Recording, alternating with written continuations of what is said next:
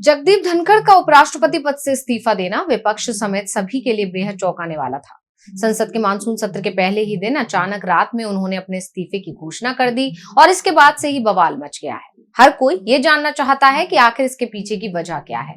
तो क्या वाकई में वो बीमार थे या कोई और अब इस पर बड़ा खुलासा सामने हुआ है। तो क्या है पूरी खबर, जानने के लिए देखिए रिपोर्ट। जगदीप धनखड़ के उपराष्ट्रपति पद से अचानक आए इस्तीफे ने सियासी गलियारों में हड़कंप मचा दिया है। सत्ता पक्ष की तरफ से उनके इस सीमित कार्यकाल में दिए योगदान को सराहा जा रहा है, तो विपक्ष कई सवालों से जूझ रहा है। धनखड़ ने स्वास्थ्य कारणों को अपने इस्तीफे के पीछे की वजह बताया है, लेकिन विपक्ष का कहना है कि कोई बड़ा खेल हुआ है और अब इसे लेकर तरह तरह के पहलू भी सामने आ रहे हैं। बीजेपी के राष्ट्रीय अध्यक्ष जेपी नड्डा की नाराजगी तो पहले से ही चर्चा में है और अब केंद्रीय मंत्री शिवराज सिंह चौहान पर कमेंट का मामला भी सामने आ रहा है। ये वाकया किसान आंदोलन के दौरान का है, जब पिछले साल हरियाणा पंजाब की सीमा से लेकर दिल्ली नोएडा की सीमा तक जगह जगह किसान आंदोलन कर रहे थे।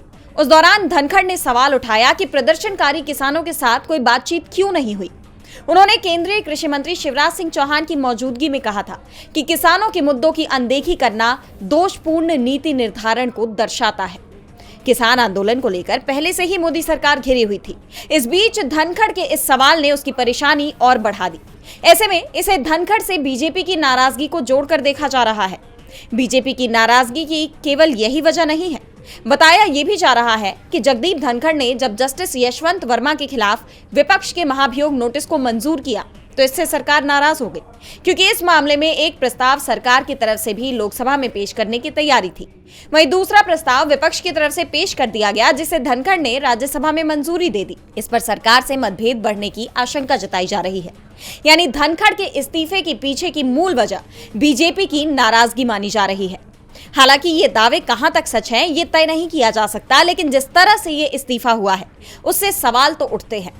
डीबी लाइव की रिपोर्ट।